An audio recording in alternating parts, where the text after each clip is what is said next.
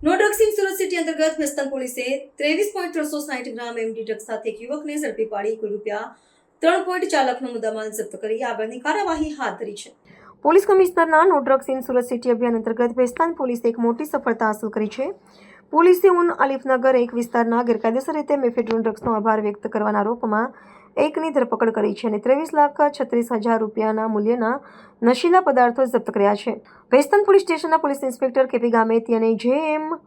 સોલંકીના માર્ગદર્શન હેઠળ પીએસઆઈ જે.એમ. પટેલની દેખરેખમાં પેટ્રોલિંગ ટીમને વિશ્વસનીય બાતમી મળી હતી।